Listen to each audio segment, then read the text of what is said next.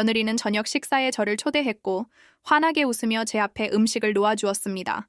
하지만 그때 휴대폰에 뜬 메시지를 읽었습니다. 음식에 손대지 마세요. 어머님 그릇에 침 뱉었어요. 그 순간 제 세상은 비에 젖은 종이 건물처럼 힘없이 무너져 내렸습니다. 오늘 저는 한 번도 입 밖에 낼 수 없을 거라 생각했던 이야기를 하려고 합니다. 만약 여러분도 우리 같은 예순 넘은 여자들에게 아직 가치가 있다고 믿으신다면 댓글에 1이라고 적어주세요. 그리고 부디 좋아요를 누르고 구독해주세요. 우리가 함께하면 얼마나 강한지 보여줍시다. 제 이름은 박서연, 나이는 68입니다. 지난 43년 동안 저는 여기 서울 마포구 성산동의 2층짜리 낡은 빌라에서 살았습니다. 제 아들 민준이가 어렸을 때 제 손으로 직접 칠했던 노란색 벽은 이제 금이 가 있지만 굳이 고치려 들지 않습니다. 뭐 하러요? 이제는 아무도 저를 찾아오지 않으니까요. 그 목요일 오후 거실에서 유일하게 불이 잘 들어오는 탁상등 아래에서 낡은 블라우스를 꿰매고 있는데 전화벨이 울렸습니다. 화면에 뜬 최지우라는 이름에 심장이 쿵 내려앉았습니다. 제 며느리였습니다. 어머님, 내일 저녁 드시러 오실래요? 애들이 할머니 보고 싶다고 난리예요. 어머님 위해서 특별한 거 준비하고 싶어서요.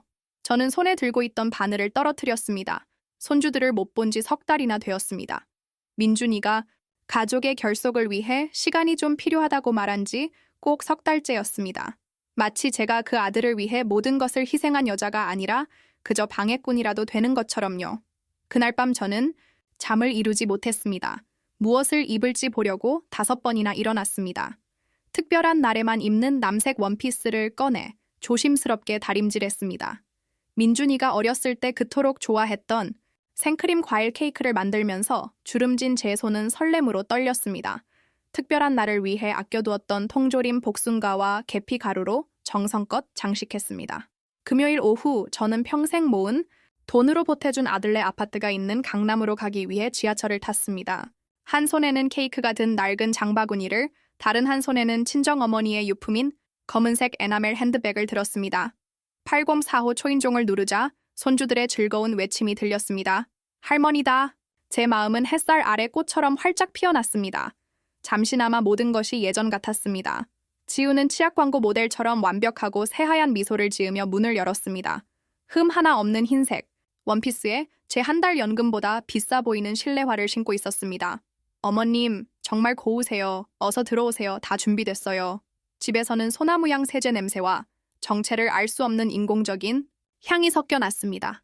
7살인 하준이가 두 팔을 벌리고 저에게 달려왔지만 지우가 막아섰습니다.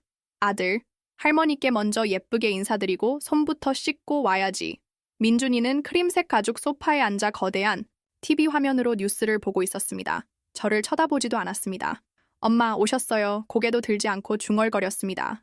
그 차가운 인사가 바늘처럼 가슴을 찔렀습니다. 이 아이는 제가 퇴근하고 오면 달려와 안기던 아이였습니다.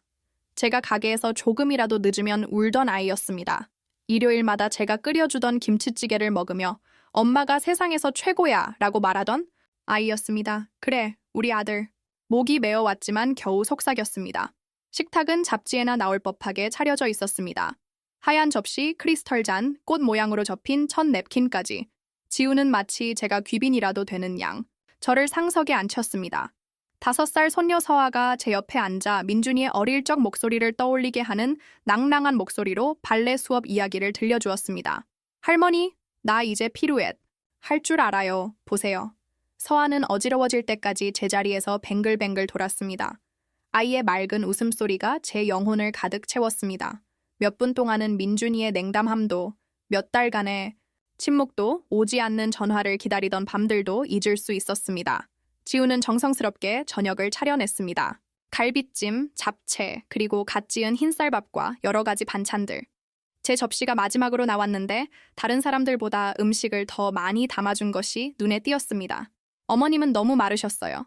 많이 드셔야 해요. 첫 술을 뜨려던 순간 휴대폰이 진동했습니다. 모르는 번호로 온 문자였습니다. 아무것도 드시지 마세요. 아이들하고 인사하실 때 그릇에 침 뱉었어요. 수저가 손에서 미끄러져 금속성 소리를 내며 접시 위로 떨어졌습니다. 심장이 너무 빨리 뛰어 손주들 앞에서 심장마비라도 일으킬 것 같았습니다. 메시지를 다시 읽었습니다. 또 읽었습니다. 글자들이 눈앞에서 춤을 추는 듯 했습니다. 누가 보낸 걸까? 어떻게 이런 일이? 저는 하준이의 갈비를 자상한 미소로 잘라주고 있는 지우를 쳐다보았습니다. 정말로 내 며느리가... 어머님, 괜찮으세요? 안색이 안 좋으세요. 지우가 언제나 차갑고 계산적으로 느껴졌던 그 갈색 눈으로 저를 쳐다보며 말했습니다. 괜찮아, 괜찮아.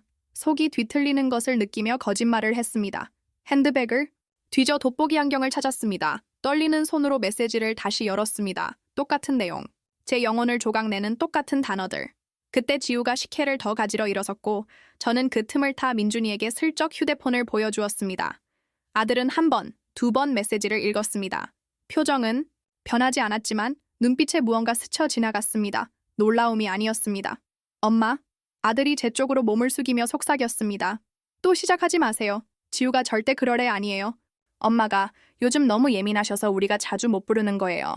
아들의 말은 뺨을 때리는 것 같았습니다. 연이어. 내 피를 나눈 내 아들이 세상에서 가장 역겨운 방식으로 나를 방금 모욕한 여자를 감싸고 돌았습니다. 그토록 좋아하던 갈비찜이 이제는 흑마처럼 느껴졌습니다. 밥알은 입안에서 모래알처럼 굴러다녔습니다. 모든 것이 배신과 경멸, 혐오의 쓴맛으로 가득했습니다. 손주들은 제 가슴 속에서 벌어지는 지진을 아는지 모르는지 계속 밥을 먹었습니다. 하준이는 축구팀 이야기를 했고 서아는 냅킨으로 모양 만드는 법을 보여주었습니다. 그들의 순수함만이 거짓으로 독이 든 이 식탁에서 유일하게 순결한 것이었습니다. 지우는 노래를 흥얼거리며 식혜 주전자를 들고 돌아왔습니다.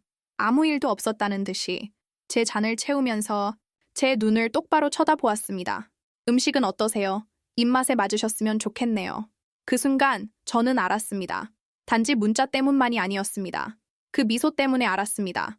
그 미소는 제게 이렇게 말하고 있었습니다. 어머님이 아시는 거 저도 알아요. 그리고 상관없어요. 저는 그 식탁에 앉아 씹는 척하면서 속으로는 43년간 쌓아 올린 모든 것이 무너져 내리는 것을 느꼈습니다. 음식을 삼키려 할 때마다 목의 응어리는 더욱 커졌습니다. 손주들의 목소리는 마치 물속에 있는 것처럼 멀리서 들려왔습니다. 민준이는 제 시선을 피했습니다. 어릴 때부터 알던 표정이었습니다. 자기가 잘못한 것을 알지만 인정하기 싫을 때 짓는 표정. 8살 때 할머니의 화병을 깼을 때, 중학교 때 수학 시험에 낙제했을 때 지었던 바로 그 표정. 우리가 어쩌다 여기까지 왔을까? 저는 제가 가져온 케이크를 지우가 자르는 것을 보며 생각했습니다. 내 케이크. 마치 자기가 만든 것인 양 제가 손수 구웠다는 말 한마디 없이 접시에 담았습니다. 27년 전 어느 12월 새벽, 민준이가 열이 40도까지 올랐던 때가 생각났습니다. 남편은 또 술에 취해 들어오지 않았고 저는 맨발로 돌길을 달려 김 원장님네 병원까지 뛰어갔습니다. 택시비가 없어서 6블록을 아들을 안고 달렸습니다. 아이의 뜨거운 눈물이 제 잠옷을 적셨고 돌에 베어 피가 나는 발로 뛰면서도 아이를 달래기 위해 자장가를 불러주었습니다. 의사는 조금만 늦었으면 큰일 날 뻔했다고 했습니다. 그날 밤 저는 뜬 눈으로 아들 침대 옆을 지키며 이마에 젖은 수건을 갈아주고 동이 틀 때까지 기도하고 또 기도했습니다. 민준이는 그 일을 기억할까요? 아들 학용품을 사주기 위해 제 얼마 안 되는 금귀걸이를 팔았던 날들을 기억할까요? 아들 대학 등록금을 대기 위해 섬유 공장에서 주야로 일했던 것을 기억할까요? 엄마, 그때 아들은 말했었습니다. 제가 크면 더 좋은 집 사드릴게요. 엄마가 받아야 할 모든 걸 다 해드릴게요. 그 말들은 돌에 새겨진 약속처럼 느껴졌습니다. 아들의 눈에서 진심 어린 사랑을 보았기에 저는 그 말을 모두 믿었습니다. 지금처럼 더 이상 쓸모없는 낡은 가구를 보듯 차갑게 저를 바라보는 눈빛이 아니었습니다. 아들이 지우를 만났던 날이 떠올랐습니다. 23살, 막 보험회사에 취직했을 때였습니다. 어릴 적 이후로 처음 보는 환한 미소를 지으며 집에 돌아왔습니다. 엄마, 저 특별한 사람을 만났어요. 이름은 지우인데 완벽해요. 일주일 뒤 지우를 집에 데려왔습니다. 그녀는 마치 비즈니스 미팅에라도 가는 듯한 차림이었습니다. 베이지색 정장, 하이힐, 명품 핸드백. 저는 정성껏 닭볶음탕과 손수 만든 반찬을 준비했지만 음식을 권하자 그녀는 오늘 밤에 그 가식적인 미소를 지었습니다. 어머님, 정말 감사하지만 저는 저녁은 안 먹어요. 몸매 관리를 좀 빡빡하게 해서요. 그러고는 마치 매물을 평가하듯 집 안을 훑어보았습니다. 그녀의 시선은 색이 바랜 벽지, 중고 가구, 제가 직접 천을 떼다 만든 커튼에 머물렀습니다. 참, 아늑하네요. 마침내 그녀가 말했습니다. 그 단어가 가시처럼 제게 박혔습니다. 아늑하다는 가난하다를 교양 있게 표현한 방식이었습니다. 그날 이후로 저는 지우가 저를 장애물, 견뎌야 하지만 받아들여서는 안 될 존재로 본다는 것을 알았습니다. 그들이 약혼했을 때 민준이는 제게 결혼 반지 살 돈을 빌려달라고 했습니다. 공장일 외에 주말마다 남의 집 청소를 하며 동전 하나하나 모았던 500만 원이었습니다. 빌리는 거예요, 엄마. 6개월 안에 갚을게요. 그게 13년 전입니다. 저는 단 한 푼도 돌려받지 못했습니다. 결혼식을 위해 저는 아버지가 양평에 남겨주신 유일한 땅을 팔았습니다. 노후에 작은 집을 짓고 살려던 제 마지막 희망이었습니다. 그 돈으로 지우의 웨딩드레스 꽃 축가 가수를 불렀습니다. 오직 제 아들이 행복하기를 바랐기 때문입니다. 세상 최고의 시어머니세요. 지우는 그날 처음이자 마지막으로 진심처럼 느껴지는 포옹을 하며 말했습니다. 하지만 신혼여행 후 모든 것이 변했습니다. 방문은 뜸해졌고 민준이는 저를 엄마라고 부르기 시작했습니다. 마치 의무적인 호칭인 것처럼요. 더 이상 자기 일이나 계획, 꿈에 대해 이야기하지 않았습니다. 하준이가 태어났을 때 저는 지우가 일하는 동안 아이를 돌봐주고 싶었습니다. 몇 달 동안 새벽같이 일어나 아들네 집으로 가서 아기를 돌봤습니다. 기저귀를 빨고 젖병을 소독하고 지우가 늦잠을 자는 동안 자장가를 불러주었습니다. 하지만 어느 날 집에 도착하니 젊은 여자가 부엌에 있었습니다.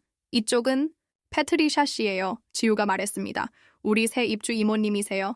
이제 어머님은 더 안 오셔도 돼요. 패트리샤 씨면 충분해요. 그 이모님의 한 달 월급은 제가 석 달을 꼬박 모아도 못 버는 돈이었습니다. 사람을 쓰는 데는 돈이 문제가 아니었지만 제게 빚진 돈을 갚는 데는 문제가 되었습니다. 서아가 태어났을 때 저는 지우가 진통을 시작했다는 연락조차 받지 못했습니다. 이틀 뒤에 SNS에 올라온 사진을 보고 알았습니다. 사진에는 지우와 민준이, 지우의 어머니와 자매들이 있었습니다. 모두가 아기 침대 주위에 모여 웃고 있었습니다. 저는 없었습니다. 민준이에게 문자를 보냈습니다.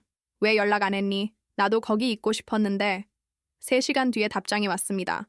너무 정신이 없었어요. 지우가 자기 엄마만 곁에 있었으면 했대요. 자기 엄마. 마치 저는 남인 것처럼, 제가 그 아이의 할머니가 아닌 것처럼. 생일은 가족끼리의 행사가 되었고 명절은 직계 가족만의 조촐한 모임이 되었습니다. 손주들은 저를 제대로 알지도 못한 채 자랐고 저를 가끔 신문지에 싼 값싼 선물을 들고 나타나는 늙은 여자로 여겼습니다. 그게 제가 해줄 수 있는 전부였으니까요. 제 연금으로는 겨우 먹고 살고 공과금을 낼 정도였습니다. 하지만 저는 언제나 아이들을 위해 무언가를 남겨두었습니다. 사탕 한 알이라도, 동네 문방구에서 산 작은 장난감이라도. 지우는 의례적인 미소로 제 선물을 받고는 바로 치워버렸습니다. 신경 써주셔서 감사해요, 어머님.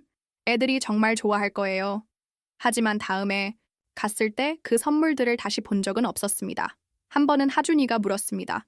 할머니, 왜 할머니는 왜 할머니처럼 좋은 장난감 없어? 왜 할머니? 지우의 어머니. 대치동에 살면서 매년 아이들을 디즈니랜드에 데려가는 사람, 아이패드와 수입 자전거를 사주는 사람. 저는 뭐였을까요? 가난한 할머니, 불편한 할머니, 의무감 때문에 견뎌야 하는 할머니. 이제 이 우아한 식탁에 앉아 지우가 제 케이크를 마치 자기 것인 양 나누어 주는 것을 보며 모든 것이 이해되었습니다. 익명의 문자는 생각보다 저를 놀라게 하지 않았습니다. 마음 깊은 곳에서는 이 집에서 주는 밥을 한술 뜰 때마다 침을 삼키는 기분이었으니까요. 하준이가 제 생각의 흐름을 깼습니다. 할머니 갈비찜 왜 안 드세요? 진짜 맛있는데. 아들의 어린 시절을 쏙 빼닮은 그 순수한 눈을 보며 차마 사실을 말할 수 없었습니다. 네 엄마가 침을 섞은 경멸을 내게 주었다고. 내가 삼키는 한 입 한 입이 또 다른 굴욕이 될 것이라고. 천천히 맛을 음미하는 중이야, 우리 강아지. 아이의 머리를 쓰다듬으며 거짓말을 했습니다.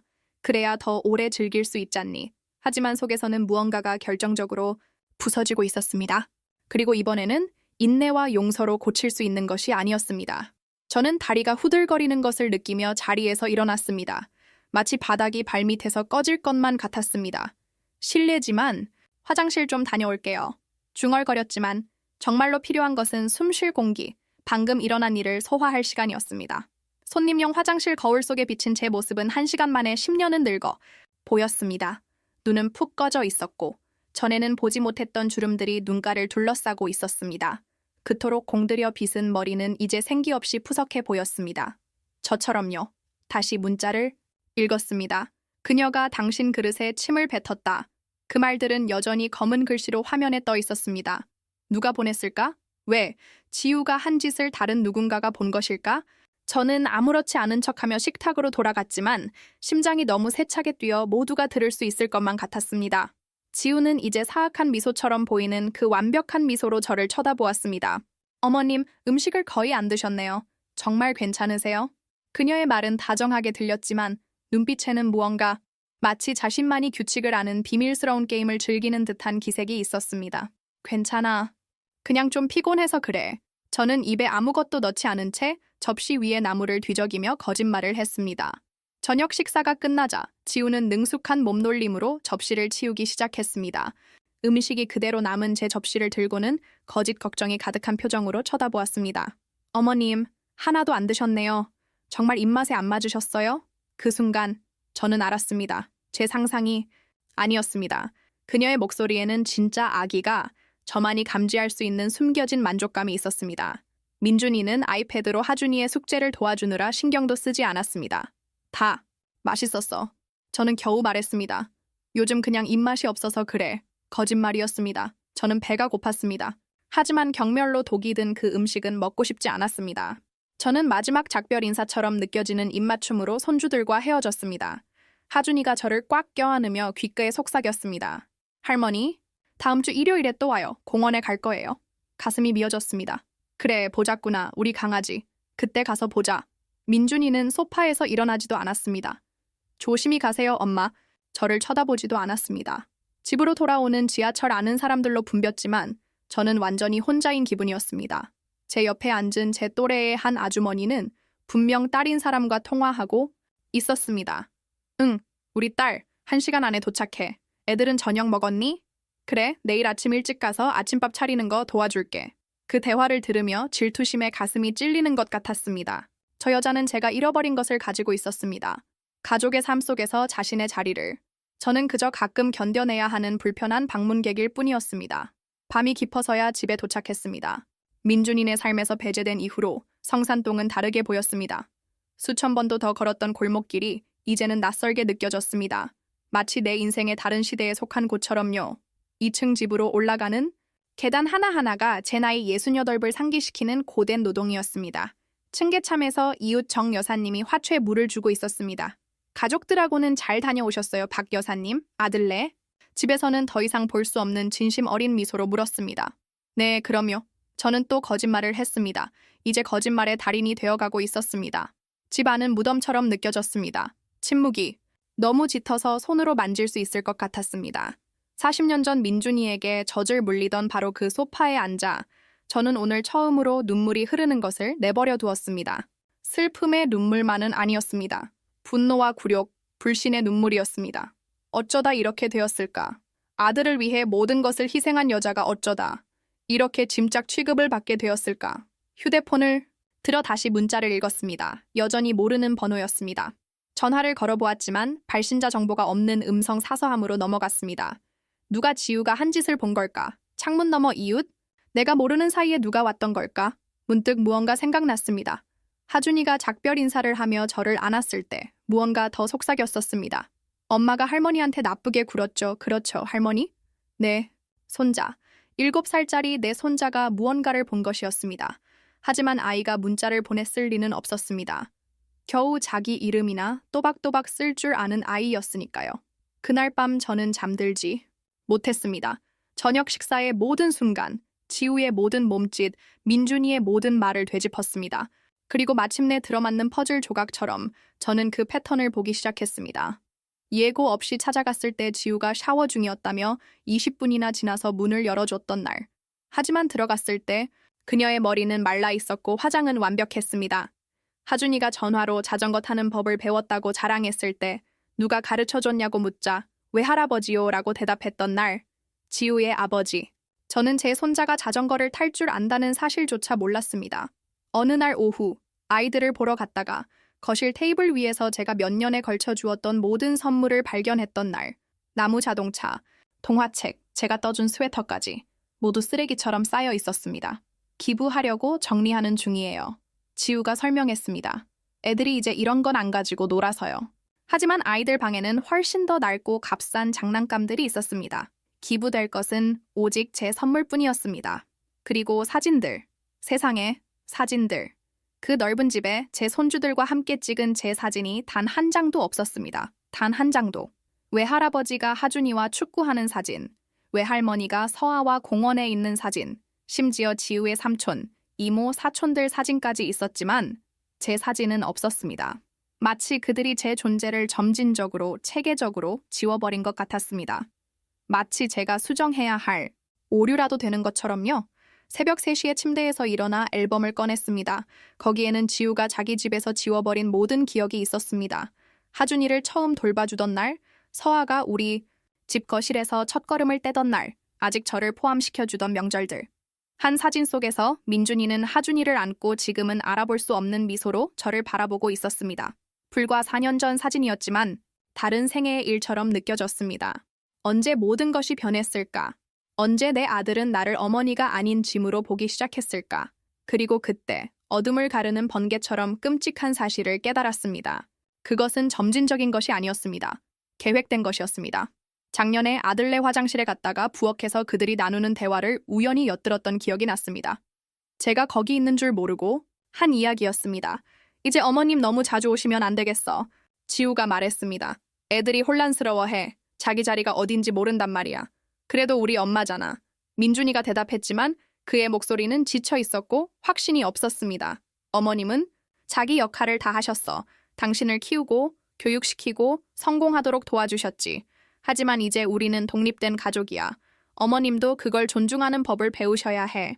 만약 힘들어하시면 어떡해? 힘들지 않으실 거야. 우리가 단호하게 나가면 돼.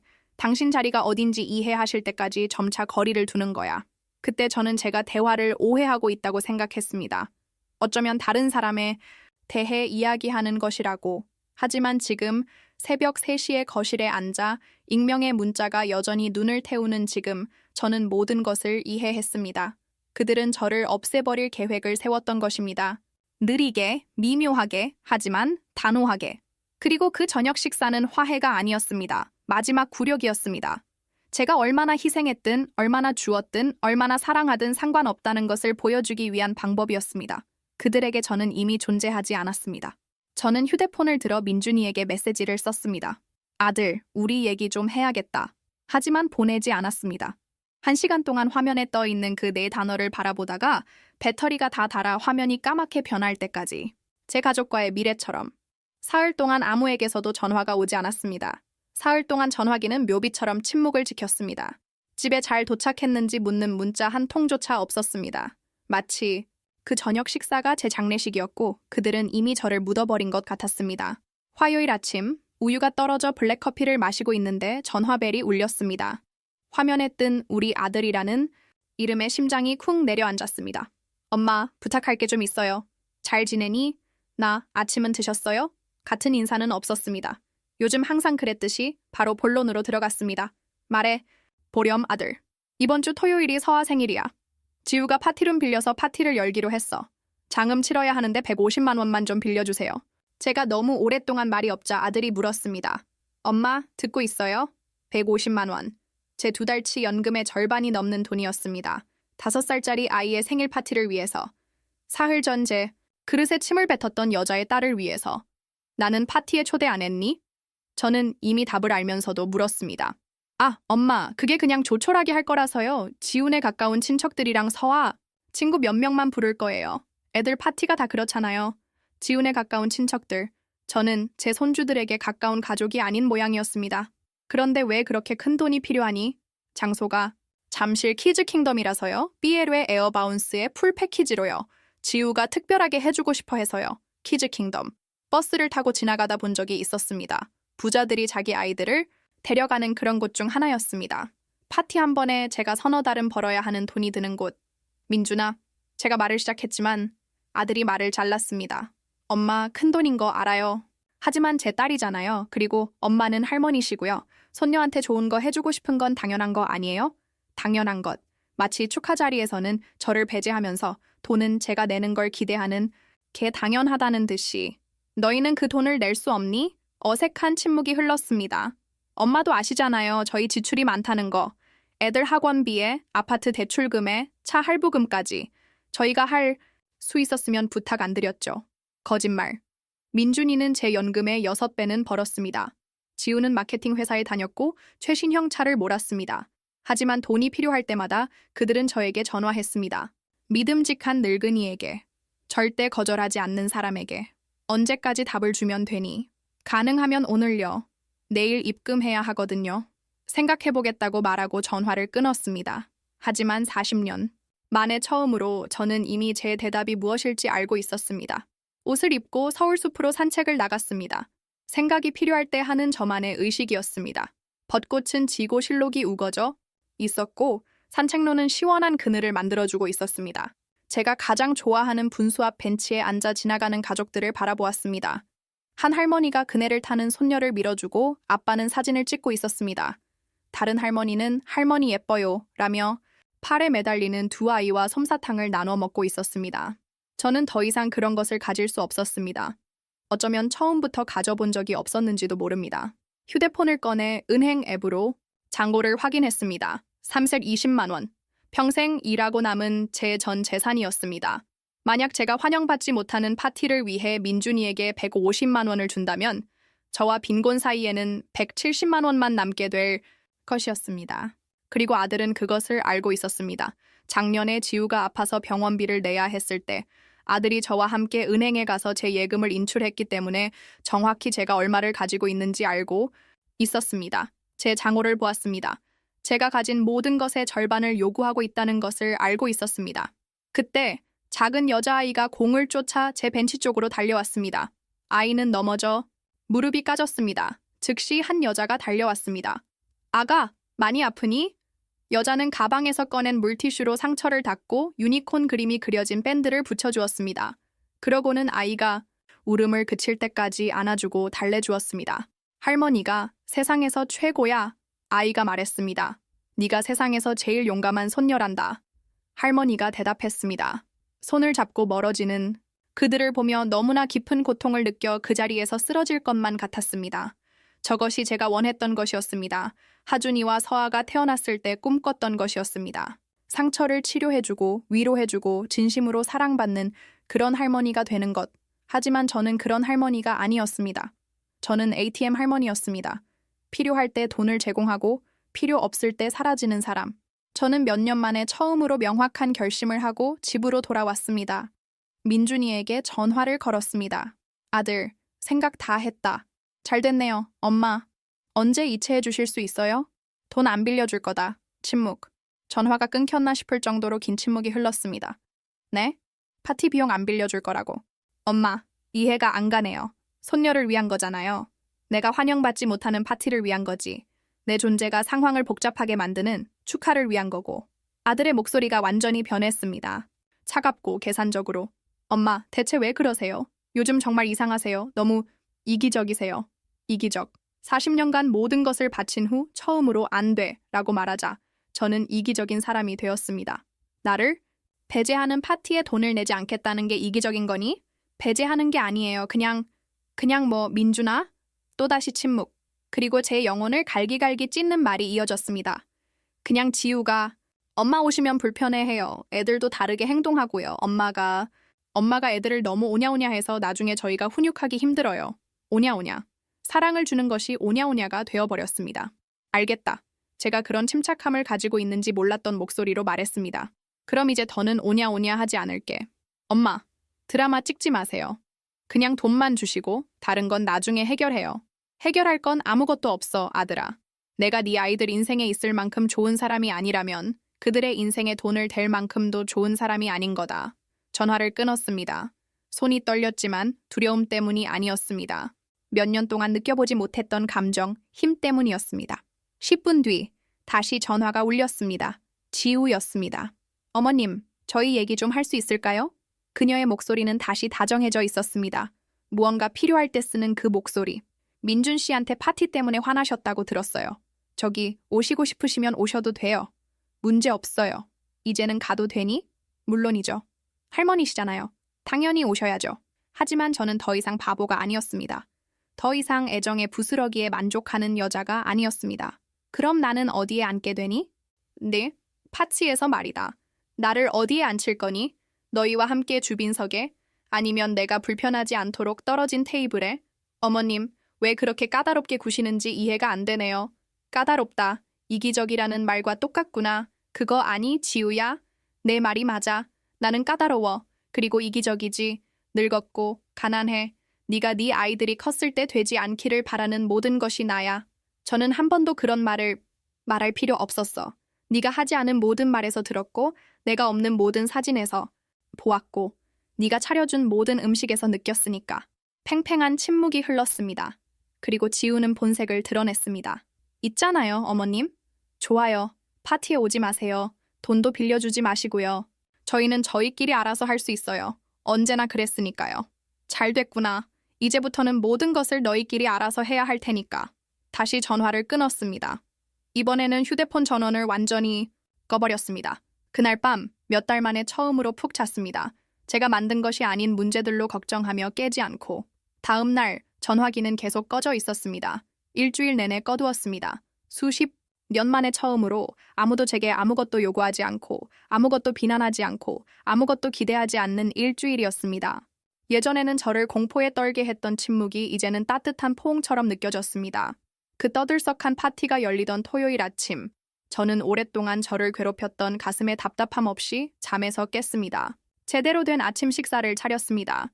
햄을 넣은 스크램블 에그, 갓 지은 밥과 김, 그리고 계피 향이 나는 따뜻한 커피. 항상 서두르고 항상 다른 사람을 위해 해야 할 일 때문에 걱정하느라 이렇게 아침을 먹어본 지가 몇 년 만이었습니다. 천천히 한 입 한 입 맛을 음미하며 식사하는 동안 저는 놀라운 사실을 깨달았습니다. 저는 아무것도 할 일이 없었습니다. 정말로 아무것도. 기다릴 전화도 들어줄 부탁도 부모가 나가 노는 동안 돌봐야 할 손주도 없었습니다. 하준이가 태어난 이후로 한 번도 해보지 않은 일을 하기로 결심했습니다. 혼자 영화 보기. 조심스럽게 차려입고 가장 아끼는 파란색 원피스에 편한 신발을 신고 홍대 근처 영화관으로 걸어갔습니다. 몇 달 전부터 보고 싶었지만 시간이 없어서 못 봤던 프랑스 로맨스 영화표를 샀습니다. 돈 걱정 없이 버터를 듬뿍 얹은 큰 팝콘과 큰 콜라도 샀습니다. 젊었을 때 영화관은 제게 최고의 탈출구였습니다. 하지만 민준이가 태어난 후로는 영화관에 발을 들인 적이 없었습니다. 처음에는 돈이 없어서, 다음에는 시간이 없어서, 그리고 마지막에는 같이 갈 사람이 없어서였습니다. 어두운 상영관 안에서 커다란 화면에 비친 파리의 풍경을 보며 저는 울었습니다. 하지만 슬픔의 눈물이 아니었습니다. 존재한다는 사실조차 잊고 있었던 감정, 순수하고 단순하며 복잡하지 않은 기쁨의 눈물이었습니다. 영화를 보고 나와 바로 집으로 돌아가는 대신 처음 보는 것처럼 홍대의 거리를 걸었습니다. 항상 가보고 싶었지만 읽을 시간이 없다며 지나쳤던 서점에 들렀습니다. 소설책 3권을 샀습니다. 한 번도 읽어보지 못한 박경리 작가의 책 1권, 젊은 한국 작가의 책 1권, 그리고 흥미로워 보이는 추리소설 1권. 두꺼운 안경을 쓴 친절한 미소의 나이든 서점 주인은 2블록 떨어진 북카페를 추천해 주었습니다. 토요일 오후에는 시 낭송회가 열려요. 그가 말했습니다. 아주 좋아요, 시. 20살 때 저는 매트리스 밑에 숨겨둔 분홍색 공책에 시를 쓰곤 했습니다. 사랑에 대한, 꿈에 대한, 제가 되고 싶었던 여자에 대한 시. 그 여자는 어떻게 되었을까? 언제부터 시 쓰기를 멈췄을까? 언제부터 꿈꾸기를 멈췄을까? 카페로 갔습니다. 작고 아늑하며 책으로 가득 찬 선반과 이야기가 담긴 낡은 나무 테이블이 있는 곳이었습니다. 카푸치노를 주문하고 창가에 앉았습니다. 낭송회는 이미 시작되었습니다. 한 젊은 여성이 자식을 향한 사랑 속에서 자신을 잃어버리는 어머니들에 대한 시를 읽고 있었습니다. 그녀는 타인에게 빛을 주느라 투명해졌고 마침내 어느 날 거울을 보았을 때 자신을 알아보지 못했다. 그녀는 단지 타인의 필요가 남긴 메아리였고 다른 이들의 꿈이 드리운 그림자였다. 그 말들이 정확한 화살처럼 저를 꿰뚫었습니다. 그게 바로 저였습니다. 저는 투명해졌습니다. 메아리, 그림자. 하지만 오늘은 아니었습니다. 오늘은 단단하고 존재하며 제 것이었습니다. 낭송회가 끝나고 저는 시를 읽은 여자에게 다가갔습니다. 그녀의 이름은 가연이었고 40살쯤 되어 보였습니다. 저는 그녀의 시가 제 영혼을 울렸다고 말했습니다. 혹시 글을 쓰세요? 그녀가 물었습니다. 썼었어요. 아주 오래전에요. 다시 시작하기에 늦은 때란 없어요. 저희 여기서 화요일 오후마다 워크숍을 해요. 다양한 연령대의 여성분들이 오시죠. 한번 와보세요. 글쓰기 워크숍. 누군가가 저를 위해 무언가를 하라고 초대한 것이 언제였을까요? 누군가가 저를 그저 시간 되는 할머니 이상으로 봐준 것이 언제였을까요? 제가 잘할 수 있을지 모르겠어요. 저는 망설였습니다. 알아보는 유일한 방법은 시도해보는 거죠. 책을 가득 들고 가벼워진 마음으로 해질녘에 집에 도착했습니다. 전화기는 여전히 부엌 식탁 위에 꺼져 있었습니다. 켜기로 결심하기 전까지 한참을 바라보았습니다. 부재중 전화 43통, 43통, 하나씩 확인했습니다. 처음 몇 개는 민준이에게서 온 것이었습니다. 이 일이 자기 뜻대로 풀리지 않을 때 쓰는 약간 짜증 섞인 말투로 엄마, 왜 전화 안 받아요? 우리 얘기 좀 해요. 기아아이처럼 굴지 마세요. 다음은 지우의 문자였습니다. 제가 너무나 잘 아는 그 거짓 다정함으로 어머님 괜찮으신 거죠? 애들이 어머님 찾아요. 제발 전화 주세요. 하지만 마지막 문자들은 달랐습니다. 더 절박하고 더 진실했습니다. 민준. 엄마, 파티 비용이 너무 많이 나왔어요. 장인어른께 돈을 빌려야 했어요. 장인어른이 화나셨어요. 이 문제 해결해야 해요. 지우.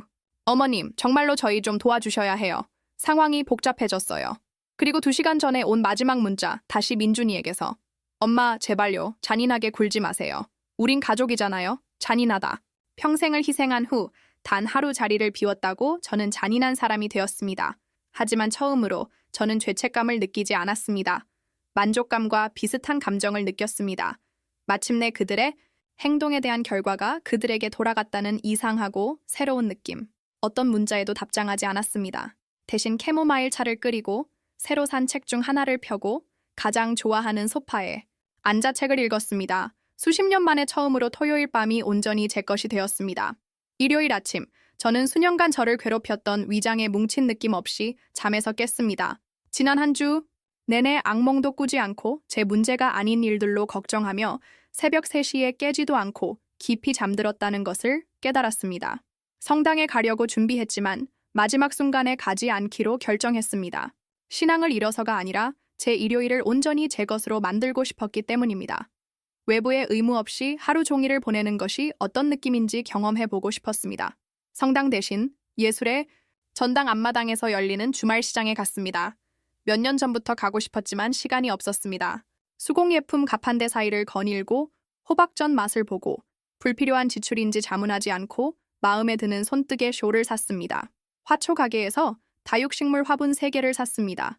회색 댕기머리를 한 원주민 여성이 말했습니다. 아주 고결한 식물이에요.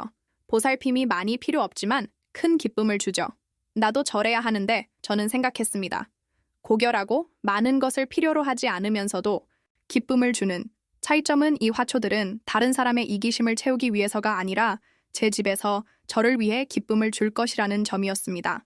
돌아와서 작은 베란다에서 새 화초에 물을 주고 있는데 주차장에서 익숙한 목소리가 들렸습니다.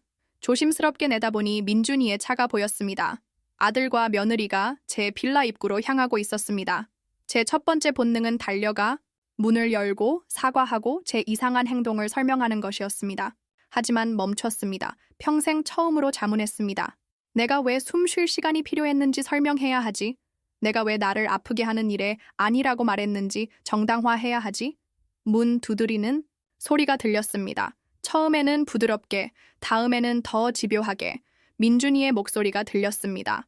엄마, 거기 계신 거 알아요. 옆집 아주머니가 올라가는 거 보셨대요. 저는 빈 물뿌리개를 든 채 부엌에 꼼짝 않고 서서 아들과 며느리가 마치 당연한 권리인 양채 관심을 요구하는 소리를 들었습니다. 어머님, 이제는 지우의 목소리였습니다. 제발 문 좀 열어주세요. 그냥 얘기 좀 하고 싶어서 그래요. 얘기. 마치 할 얘기가 있는 것처럼. 마치 30년간 모든 것을 주고 부스러기를 받은 것이 대화로 해결될 수 있는 오해인 것처럼. 그들은 20분 동안 계속 문을 두드렸습니다. 그러다 지우가 말하는 소리를 들었습니다. 좋아요. 그렇게 유치하게 굴고 싶으면 마음대로 하라지. 하지만 이대로는 안 끝날 줄 알아요. 그들의 차 엔진 소리가 멀어지는 것을 듣고 나서야 베란다로 나가 내다보았습니다. 그들이 떠나는 것을 보며 성인이 된 이후 처음으로 그들이 저를 필요로 할 때 곁에 있어주지 않은 것에 대해 죄책감을 느끼지 않았습니다. 그날 밤 차와 화초와 함께 새 책을 읽으면서 저는 근본적인 것을 깨달았습니다. 자유는 허락을 구해야 하는 것이 아니었습니다. 그저 행사하면 되는 것이었습니다. 그리고 수십 년 만에 처음으로 저는 자유로웠습니다. 화요일 오후 글쓰기 워크숍에서 새로운 단어들로 가슴을 채우고 맑아진 머리로 돌아오는데 빌라 입구에서 그들이 저를 기다리고 있었습니다. 이번에는 민준이와 지우뿐만이 아니었습니다. 지우의 어머니인 초의 여사, 그리고 아이들도 함께였습니다. 하준이가 두 팔을 벌리고 저에게 달려왔습니다. 할머니, 너무 보고 싶었어요. 마음이 조금 무너졌지만 지우가 은근슬쩍 아이를 제 쪽으로 미는 방식에서 이것이 연극이라는 것을 알 수 있었습니다. 제 손주들은 마지막 쇼의 인형들이었습니다. 안녕, 우리 강아지. 저는 하준이를 안아주면서도 어른들에게서 눈을 떼지 않으며 말했습니다. 잘 지냈니? 엄마, 민준이가 이성적으로 보이려 하지만 속으로는 분노하고 있을 때 쓰는 그 목소리로 말했습니다. 얘기 좀 해야겠어요. 이건 이제 통제불능이에요. 뭐가 통제불능인데? 저는 보도블록에서 한 발짝도 움직이지 않고 물었습니다. 어머님, 태도요. 최 여사가 다른 사람의 삶에 대해 자신이 권리가 있다고 믿는 그 권위적인 태도로 끼어들었습니다. 사춘기 소녀처럼 그렇게 사라지시면 안 되죠. 책임이라는 게 있으시잖아요. 책임. 자기 딸이 내 음식에 침을 뱉은 여자에게서 듣기에는 참 흥미로운 단어였습니다. 무슨 책임이요? 저는 진심으로 궁금해서 물었습니다.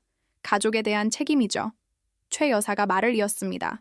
손주들에 대한 책임. 그렇게 이기적이시면 안 돼요. 또 그 단어였습니다. 이기적. 마치 평생의 희생이 일주일의 부재로 지워지는 것처럼. 올라가시죠. 지우가 제가 너무나 잘 아는 그 경직된 미소로 말했습니다. 안에서 얘기하는 게 좋겠어요. 아니, 저는 단호하게 말했습니다. 할 말이 있으면 여기서 하세요. 민준이의 얼굴이 붉어졌습니다. 엄마, 말도 안 되는 소리 하지 마세요. 사람들이 쳐다보잖아요. 사실이었습니다. 몇몇 이웃들이 창문으로 내다보고 있었습니다. 경비 아저씨는 입구를 쓰는 척했지만 분명히 모든 것을 듣고 있었습니다.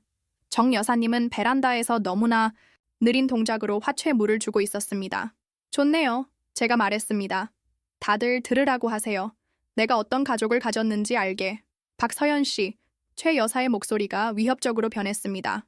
소란 피우지 마세요. 올라가서 교양 있는 사람들처럼 해결합시다. 교양 있는 사람들처럼요? 저는 되물었습니다. 다른 사람 음식에 침 뱉는 그런 교양 있는 사람들처럼요? 뒤이은 침묵은 너무나 짙어서 새들조차 조용해진 것 같았습니다. 지우는 창백해졌습니다. 민준이는 저를 알아보지 못하는 사람처럼 쳐다보았습니다. 무슨 말씀하시는 거예요? 민준이가 중얼거렸습니다. 저는 휴대폰을 꺼내 증거로 저장해둔 문자를 보여주었습니다. 이거 말하는 거야. 민준이는 문자를 읽었습니다. 그의 눈은 빠르게 글자 위를 훑었고 다음에는 지우를, 다음에는 저를 보았습니다. 그의 얼굴에서 저는 그것이 사실이라는 것을 깨닫는 정확한 순간을 보았습니다. 지우야, 그가 말을 시작했습니다. 오해였어요. 지우가 재빨리 말했습니다. 저는 오해 아니었어. 제가 그녀의 말을 잘랐습니다. 계산된 굴욕이었지. 그리고 최악은 네가 그걸 알고 있었다는 거야. 저는 민준이에게 말했습니다. 알고 있으면서도 나더러 미쳤다고 했지. 저는 몰랐어요. 거짓말. 제 목소리는 몇 년 만에 가장 크게 울렸습니다. 너는 놀라지 않았으니까 알고 있었어. 내가 알아챘다는 사실에 짜증만 냈을 뿐이지. 인형을 가지고 놀던 서아가 다가와 제 원피스를 잡아당겼습니다. 할머니 왜 소리 질러요? 저는 어른들의 잔인한 게임의 희생양인 그 순진한 작은 아이를 바라보았고 가슴속 무언가가 단단해졌습니다. 소리 지르는 거 아니야, 아가. 그냥 어른들 얘기를 하는 거야. 다음 생일에는 오실 거예요. 아이가 제 영혼을 꿰뚫는 그 믿음 가득한 눈으로 물었습니다. 제가 대답하기 전에 지우가 아이의 팔을 잡았습니다. 서아야, 오빠랑 가서 놀아. 놔둬. 저는 지우에게 말했습니다. 그리고 손녀의 눈높이에 맞추기 위해 몸을 숙였습니다. 아가, 할머니가 네 다음 생일에 갈 수 있을지 모르겠어. 왜요? 가끔 어른들은 다른 사람을 아프게 하는 일을 하거든. 그러면 어려운 결정을 해야만 해. 하준이도 다가왔습니다. 엄마가 할머니한테 무례하게 굴어서 그래요? 지우의 얼굴이 일그러졌습니다. 하준아, 무슨 소리 하는 거야? 지난번에 아빠한테 할머니가 너무 뭐라고 했지? 하준이는 기억해내려는 듯 미간을 찌푸렸습니다. 뭘? 행색이 초라해서 다른 학부모들이 물어본다고 더 이상 자주 안 왔으면 좋겠다고 했잖아요. 세상이 멈췄습니다. 최 여사조차 할 말을 잃었습니다. 하준아, 가서 놀아. 지우가 분노로 떨리는 목소리로 명령했습니다. 행색이 초라하다. 저는 그 단어를 되풀이했습니다. 가난하다를 참 예쁘게도 표현하는구나. 박 여사님, 그게 아니라 있잖아, 지우야. 저는 그녀의 말을 잘랐습니다. 내 말이 맞아. 나는 행색이 초라해. 가난해. 너와는 다른 세상에서 왔어. 내 선물은 싸구려고, 내 옷은 낡았고, 내 집은 작아. 이제 온 동네가 듣고 있었습니다. 더 이상 상관없었습니다. 하지만 네가 절대로 가질 수 없는 것, 세상의 모든 돈으로도 살 수 없는 것이 나에게는 있어. 진짜 존엄성. 존엄성은 네가 모는 차나 입는 옷으로 측정되는 게 아니니까. 아무것도 돌려줄 수 없는 사람들을 어떻게 대하는지로 측정되는 거니까. 엄마, 제발요. 민준이가 다가오려 했습니다. 아니, 저는 손을 들어 그를 막았습니다. 내 말 끝까지 들어. 40년 동안 나는 내가 가진 모든 것을 너희에게 줬어. 돈뿐만이 아니었어. 내 시간, 내 에너지, 내 사랑, 내 꿈을 줬지. 너희가 빛날 수 있도록 나는 내 자신의 그림자가 되었어. 목소리가 약간 떨렸지만 저는 계속했습니다. 그리고 나는 아무것도 돌려달라고 한 적 없어. 존중조차도, 오직 사랑. 너희 삶 속의 한 자리, 내가 중요하다는 느낌, 그것뿐이었어. 중요하세요? 민준이가 말을 시작했습니다. 아니, 나는 중요하지 않아. 내 돈이 중요하지. 내가 필요할 때 시간이 되는 게 중요하지. 너희끼리 나가고 싶을 때 아이들을 돌봐주는 게 중요하지. 하지만 나, 박서연, 감정과 필요와 꿈이 있는 한 여자, 한 사람. 그 여자는 중요하지 않아. 초에 여사가 끼어들려 했습니다. 박여연 씨 너무 극적이시네요. 극적이라고요? 저는 웃었지만 그 웃음에는 기쁨이 없었습니다. 뭐가 극적인지 아세요?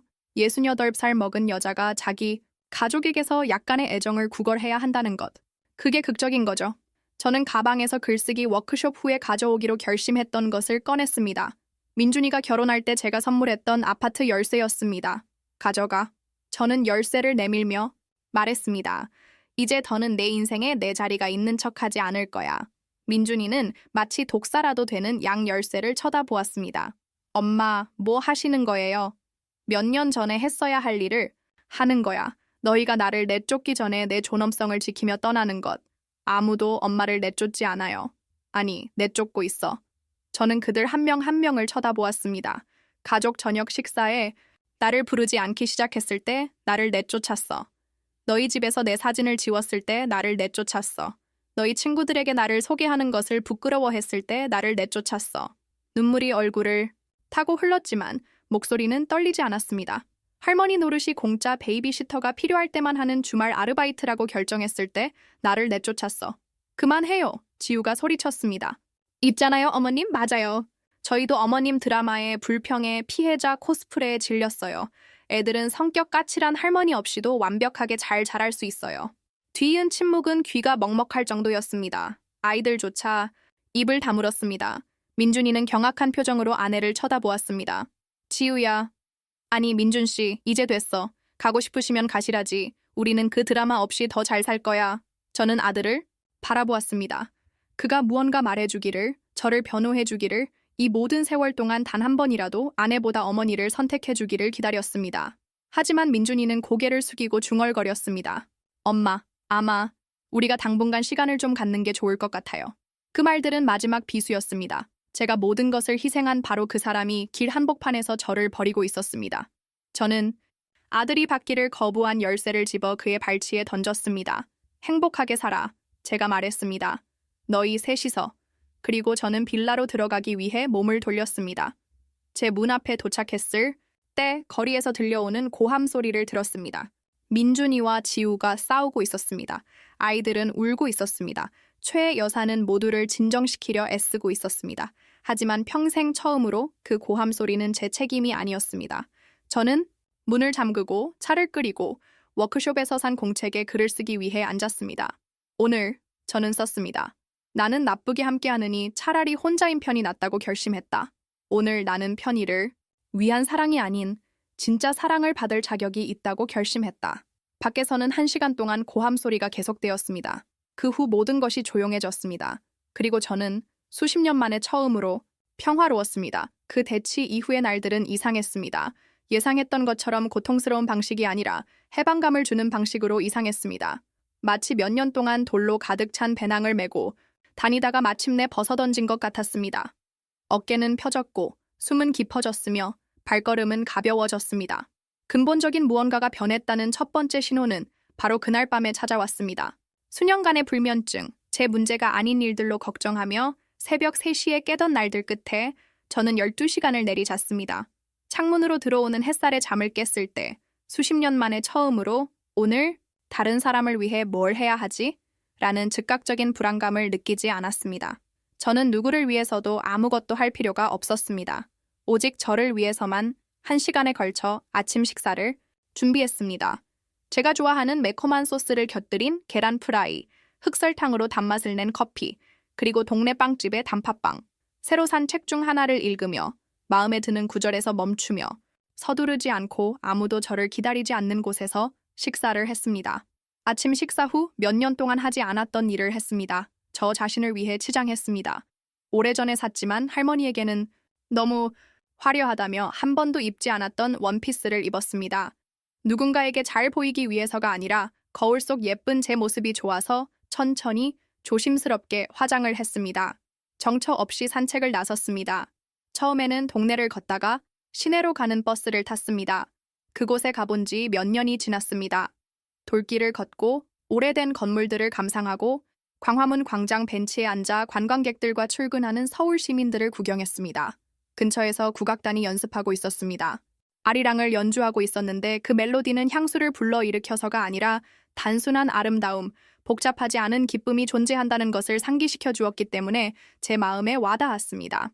꿀타래를 사서 경복궁 돌담에 앉아 먹으며 관광객들이 던져주는 부스러기를 놓고 싸우는 비둘기들을 바라보았습니다. 작은 여자아이가 다가와 저에게 미소를 지었습니다.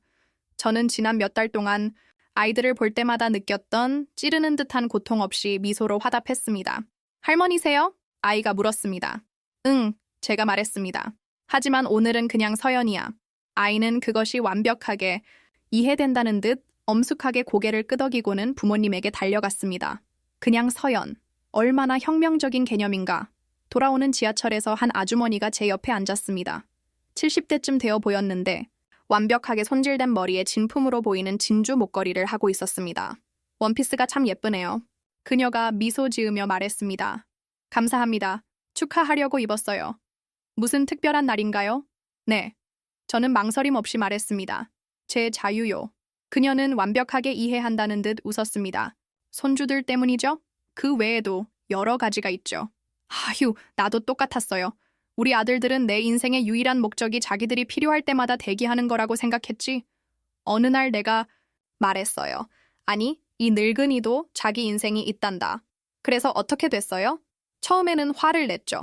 나중에는 항상 곁에 있는 까칠한 엄마보다 가끔 찾아오는 행복한 엄마를 더 선호한다는 걸 깨닫더군요. 그녀의 말은 제게 희망을 주었지만 중요한 사실도 깨닫게 해주었습니다. 제 아들들이 그 결론에 도달하든 그렇지 않든 중요하지 않다는 것. 저는 이미 행복해지기로 결심했습니다. 집에 돌아오니 휴대폰에 메시지가 3개 와 있었습니다. 2개는 모르는 번호였고 하나는 북카페에서 만났던 시인 가연 씨에게서 온 것이었습니다. 모르는 번호로 온 문자들은 그날의 다툼을 목격했던 이웃들이 보낸 것이었습니다. 한 분은 차 한잔 하자고 청했고 다른 한 분은 자신을 지킨 제가 정말 잘한 일이라고 했습니다. 그 가족한테 누군가 할 말은 해야 했어요. 속이 다 시원하네요. 라는 메시지였습니다. 가연 씨의 문자는 초대장이었습니다. 서연 선생님, 어제 워크숍에서 예순 이후의 자유에 대해 읽어주신 글이 정말 아름다웠어요. 혹시 다음 주 금요일 문화센터에서 있을 발표회에서 낭독해 주실 수 있을까요? 대중 앞에서 낭독이라니. 지난 몇 년간 스스로를 투명 인간처럼 느끼며 살았던 제게 제 목소리를 낼 기회가 찾아온 것입니다. 그날 밤 저는 글을 쓰기 위해 앉았습니다. 지난 며칠처럼 제 고통에 대해서가 아니라 제 부활에 대해서 썼습니다. 민준이 엄마나 아이들 할머니로만 살았던 수많은 세월 아래 묻혀있던 제가 발견한 한 여자에 대해 썼습니다. 내 나이 68, 저는 썼습니다. 나는 이제 막 태어났다. 목요일 아침 예상치 못한 전화 한 통을 받았습니다. 하준이었습니다. 할머니 뵐 수 있어요? 심장이 철렁했습니다. 어떻게 할머니 번호 알았어, 우리 강아지? 정 여사님한테 여쭈어봤어요. 할머니가 주신 비상 연락처 가지고 계셨어요. 아빠 엄마도 네가 전화하는 거 아니? 아니요? 저 지금 학교예요. 할머니, 진짜 이제 우리 보러 안 오실 거예요? 아이의 목소리에 담긴 순수함에 가슴이 미어졌지만 동시에 제가 왜 멀어져야만 했는지를 다시금 깨닫게 했습니다. 우리 강아지. 그게 좀 복잡해. 어른들은 가끔 아이들이 해결할 수 없는 문제를 겪기도 하거든. 그래도 저는 할머니 보고 싶어요. 서아도요. 엄마 아빠가 왜 그렇게 화가 났는지 잘 모르지만요. 화가 많이 나셨니? 네. 엄마는 많이 울고 아빠는 말이 없어요. 그리고 어제 엄마가 외할머니랑 통화하는 거 들었는데 다 할머니 탓이래요. 물론이겠죠. 제가 존엄성을 찾기로 결심했을 때 그들의 세계가 흔들렸으니 그 원인은 당연히 제 탓이었습니다. 하준아, 우리 강아지. 아주 중요한 거 하나만 알아줬으면 좋겠어. 지금 일어나는 일 중에 그 무엇도 너나 내 동생 탓이 아니야. 그리고 할머니는 너희를 정말 정말 사랑해. 너무 사랑해서 가끔은 그 사랑을 지키기 위해 멀리 있어야만 할 때도 있단다. 이해가 안 돼요. 언젠가는 이해하게 될 거야. 그리고 그때가 와서 할머니를 찾고 싶으면 할머니는 여기 있을게. 약속하시는 거죠? 약속할게. 전화를 끊고 울었습니다. 하지만 예전처럼 절망적인 눈물이 아니었습니다. 원망 없이 진정한 사랑에서 비롯된 맑은 눈물이었습니다. 금요일 밤 저는 문화센터에서 50여 명의 사람들 앞에서 제 글을 읽었습니다. 저는 마침내 다른 사람, 심지어 내 가족의 사랑조차도 돈으로 살 필요가 없다는 것을 깨달았을 때 찾아오는 자유에 대해 이야기했습니다. 진정한 사랑은 저는 또렷한 목소리로 읽었습니다. 구걸하거나 협상하거나 희생으로 사는 것이 아닙니다. 진정한 사랑은 조건 없이, 기대 없이, 자신을 잃을 거라는 두려움 없이 그저 존재하는 것입니다. 낭독이 끝나자 청중 속에 있던 한 여성이 제게 다가왔습니다. 50대쯤 되어 보였고 눈이 반짝였습니다. 선생님 글이 제 마음에 와 닿았어요. 그녀가 말했습니다. 저희 엄마도 선생님처럼 평생 저희를 위해 희생하셨거든요. 선생님 말씀을 듣고 나니 이제라도 엄마께 전화해서 아무것도 바라지 않고 그저 사랑한다고 말씀드려야겠다는 생각이 들어요. 그 순간 저는 제 고통이 쓸모가 있었다는 것을 깨달았습니다. 제 이야기가 다른 가족들이 같은 실수를 저지르지 않도록 도울 수 있다는 것을요. 그날 밤 집에서 저를 위한 특별한 저녁을 준비했습니다. 촛불을 켜고 클래식 음악을 틀고 특별한 날을 위해 아껴두었던 와인 한 잔을 따랐습니다. 저는 그 특별한 날이 바로 지금 살아있고 자유롭고 나 자신인 바로 이 순간이라는 것을 깨달았습니다. 과거의 저와 현재의 저를 위해 조용히 건배했습니다. 저를 가르친 실수들과 앞으로 다가올 성공들을 위해 수십 년 만에 처음으로 미래는 온전히 제 것인 가능성으로 가득 차 보였습니다. 젊었을 때 이후로 흥얼거려 본 적 없는 노래를 부르며 설거지를 하는데 누군가 문을 두드리는 소리가 들렸습니다. 아주 부드럽고 거의 망설이는 듯한 노크였습니다. 문을 열었을 때 아무도 없었습니다. 바닥에 아이의 글씨체로 제 이름이 적힌 봉투 하나만 놓여 있었습니다. 안에는 하준이가 그린 그림이 있었습니다. 커다랗고 노란 해 아래 하준이와 서아, 그리고 제가 손을 잡고 있었습니다. 아래에는 삐뚤빼뚤한 글씨로 이렇게 쓰여 있었습니다. 사랑해요, 서연 할머니. 저는 미소를 지으며 그림을 새로 산 글쓰기 공책에 끼워 넣고 부드럽게 문을 닫았습니다. 제 손주들은 진정한 사랑을 할 준비가 되었을 때 저를 어디서 찾아야 하는지 알고 있었습니다. 그리고 저는 여기 그저 시간 되는 할머니가 아니라 온전한 한 사람 박서연으로 있을 것이었습니다. 6개월 후 저는 이제 제 또래 여성들에게 치유 글쓰기 수업을 하는 삼청동의 작은 카페 테라스에 앉아 있었습니다. 화요일 오후 오래된 한옥 담벼락을 타고 오르는 짙은 녹색 담쟁 이덩굴 위로 햇살이 부드럽게 내리쬐었고 저는 그 어느 때보다 살아있음을 느꼈습니다. 낡은 가구 몇 개를 팔아 중고 노트북을 샀습니다. 마침내 자신을 위한 시간을 갖게 된 사람의 인내심으로 인터넷 사용법을 배웠습니다. 60 넘어 찾은 해방이라는 제목의 블로그를 만들어 글을 쓰기 시작했습니다. 매주 제 이야기에 공감하며 평생 처음으로 아니요라고 말할 용기를 찾았다는 여성들의 메시지를 받았습니다. 선생님 이야기가 제 인생을 바꿨어요. 지난주 부산에 사는 한 아주머니가 써주셨습니다. 저도 가족의 현금 인출기였어요. 선생님 글을 읽고 나서야 경계를 설정할 용기를 냈어요. 처음에는 화를 냈지만 이제는 저를 더 존중해줘요. 제 집은 더 이상 감옥처럼 느껴지지 않았습니다. 제가 좋아하는 색으로 다시 꾸몄습니다. 거실은 해바라기 노란색으로, 부엌은 민트색으로, 공간을 생기와 산소로 채워주는 새 화초들도 샀습니다. 벽에는 버스를 타고 다녀온 근교 여행 사진들을 걸었습니다. 강릉, 전주, 춘천, 늘 가보고 싶었지만 다른 사람들을 위해 대기하느라 시간이 없었던 곳들이었습니다. 글쓰기 모임은 제 새로운 가족이 되었습니다. 우리는 50대부터 70대까지의 여성 8명으로 각자 희생과 부활의 이야기를 간직하고 있었습니다.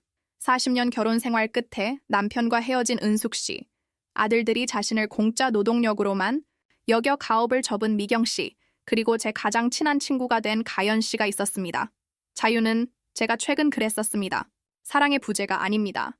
자기애의 존재입니다. 그날 오후 수강생들의 글을 검토하고 있는데 전화가 울렸습니다.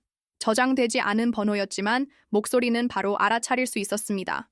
박서연 할머니? 저 서아예요. 제 손녀. 이제 6살이 되어 전화 거는 법을 배운 아이. 안녕, 우리 아가. 잘 지냈니? 네. 할머니, 뭐 좀 물어봐도 돼요? 물론이지. 왜 이제 우리랑 같이 안 살아요? 그 질문은 제 심장을 꿰뚫었지만 더 이상 고통이 아니었습니다. 소유하지 않고 사랑하는 법을 배운 사람의 달콤한 슬픔이었습니다.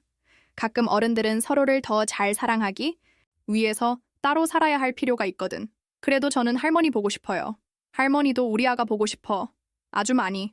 엄마가, 할머니가 우리 보기 싫어한다고 했어요. 그거였군요. 6살짜리 아이를 전령으로 이용하는 조종은 계속되고 있었습니다. 그건 사실이 아니야, 서아야. 할머니는 너랑 내 오빠를 세상 무엇보다 사랑해.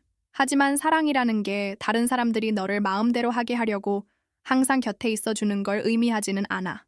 이해가 안 돼요. 언젠가는 이해하게 될 거야. 그리고 그때가 오면 할머니는 여기 있을게. 약속하시는 거죠? 약속할게. 전화를 끊고 한참 동안 휴대폰을 바라보았습니다. 그 대화에는 무언가 다른 점이 있었습니다. 더 이상 상황을 수습하기 위해 달려가야 한다는 절박함이나 절실한 필요를 느끼지 않았습니다. 진정한 사랑은 거리와 시간을 초월해 살아남는다는 확신 속에서 평화를 찾았습니다.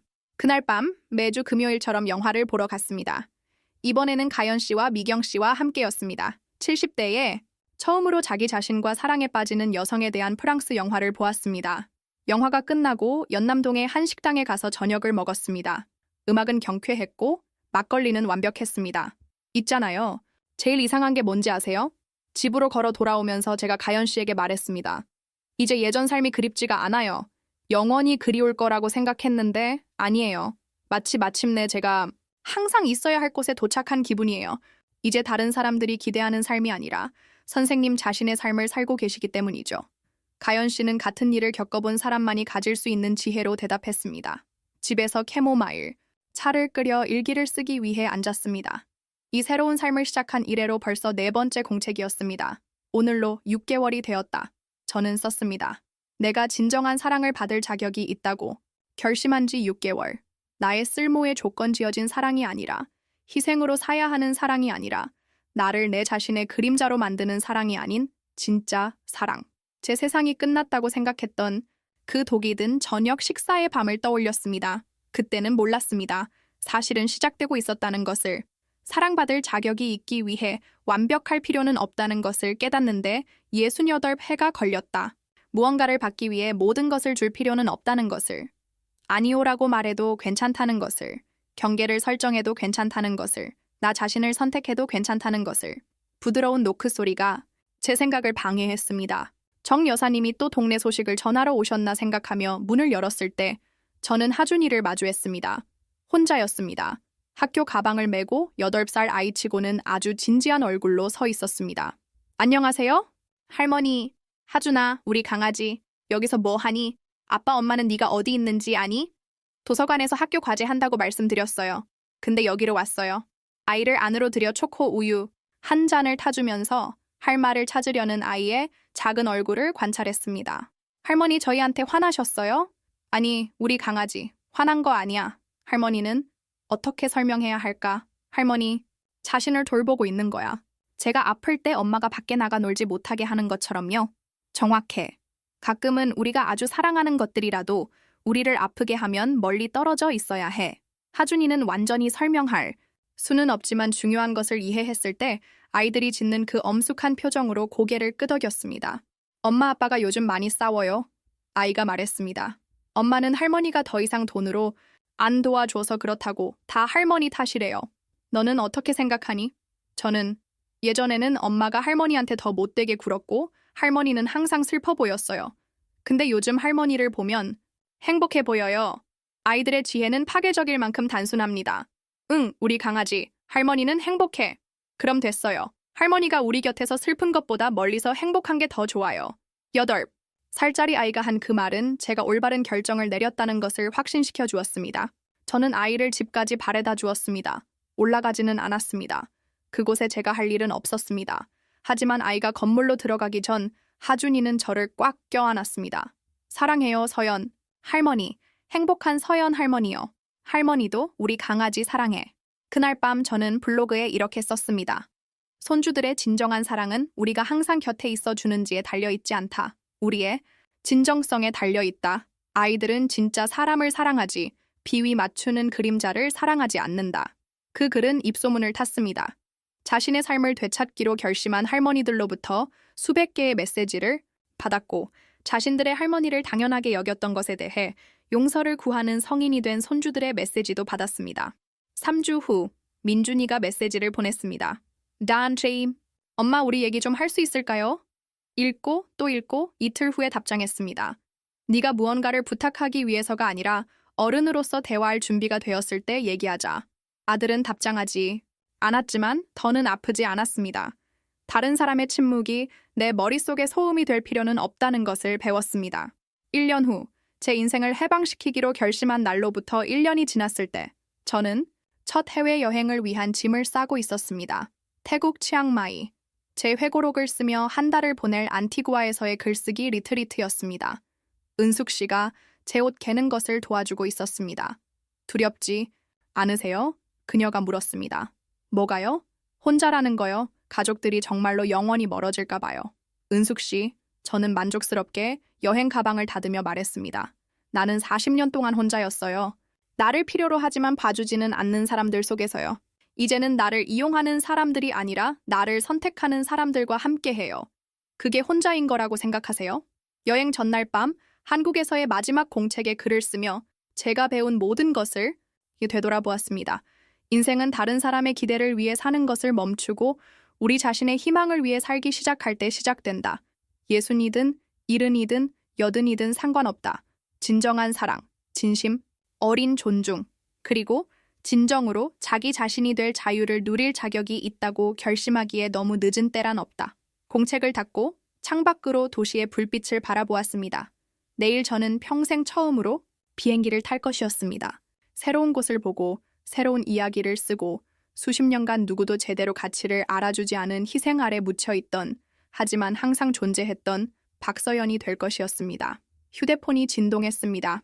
이제 7살이 되어 크고 삐뚤빼뚤한 글씨로 문자를 쓰는 서에게서 온 메시지였습니다. 서연 할머니, 아주 행복했으면 좋겠어요. 사랑해요. 저는 미소 지으며 답장했습니다. 할머니는 아주 행복하단다 우리 아가. 그리고 아주 많이 사랑해. 보고 싶을 때 찾아오렴 여기 있을게 라고 덧붙일 필요가 없었습니다. 아이는 이미 알고 있었으니까요. 진정한 사랑은 설명하거나 구걸하거나 협상하는 것이 아닙니다.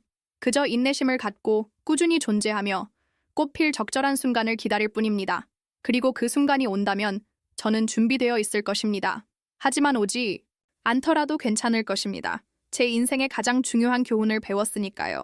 자기 자신을 사랑하는 법을 배우기 전까지는 다른 사람을 진정으로 사랑할 수 없다는 것을 여러분도 비슷한 경험을 하셨거나 비슷한 상황을 겪은 사람을 알고 계신가요? 댓글로 여러분의 경험을 들려주세요. 이 이야기가 마음에 와 닿으셨다면 좋아요를 누르고 채널을 구독해서 이 메시지가 필요한 다른 누군가에게도 닿을 수 있도록 도와주세요. 함께하면 우리는 더 강합니다.